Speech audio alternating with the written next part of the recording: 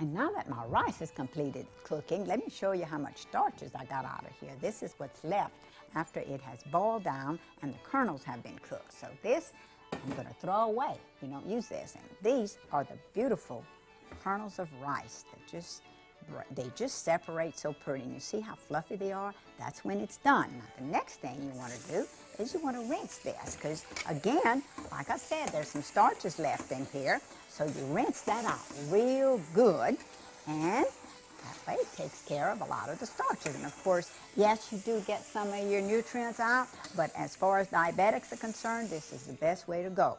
I'm going to let that drain. And while that drains, I'll show you what I'll do with my extra rice that I have, leftover rice, when there's some left over. Now, actually, I've got sugar in my bowl. This is going to be that wonderful rice pudding that Roland Crimes, a friend of mine, loves. And this is some nutmeg. Of course, you want to maybe use the fresh nutmeg, which is wonderful. And, oops, my little man here went to work for me a while ago and already ground that up. And this is cinnamon. All your great spices come together.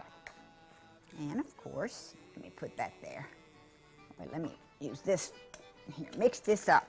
And the reason I did it this way is that when you add your liquids to this, your nutmeg and your cinnamon won't float all up to the top. Sometimes that does happen to me. Oops, sorry about that.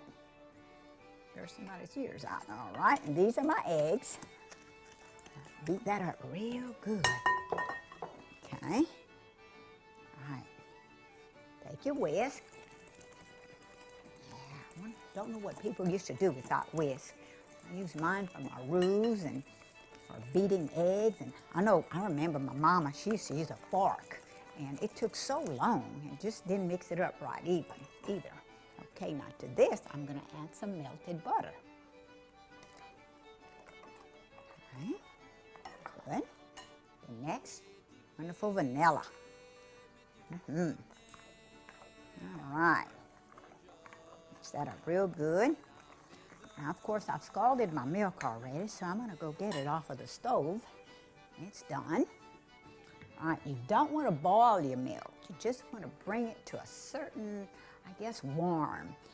And that way it doesn't taste burnt. Okay, here. Okay.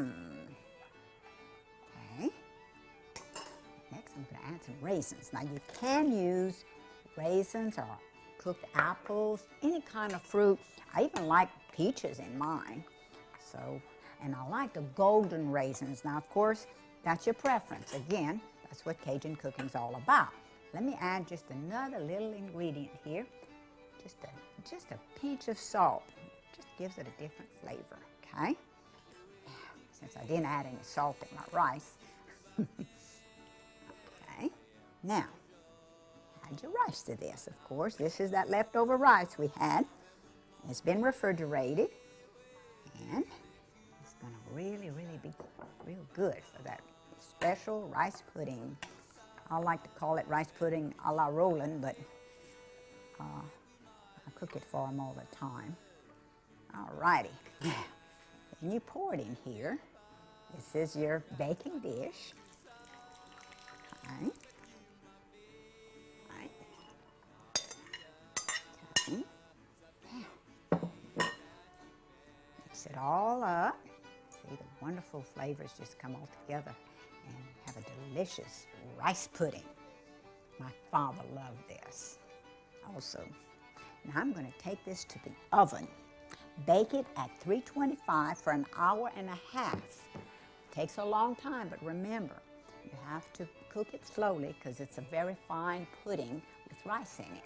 Now what I've done, I've already added a pan of water underneath where I'm going to put my rice pudding. Okay, because that helps it to keep it very moist. Because you'll be baking it at 325 for an hour and a half. And you really want it to stay moist, because if you don't do that, it might crack on the top. And of course, there you go. Beautiful and very delicious rice pudding. This is such a great letter, I just had to read it right away.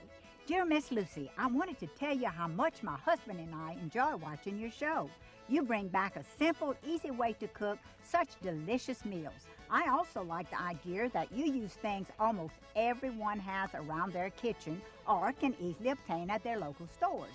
Thanks again for some real great ideas and some wonderful down-home recipes. Keep smiling. Collier Babb. Thank you, Collier, for this great letter, and thank you for joining me today. Hope that you have learned some lessons in Miss Lucy's Cajun classroom.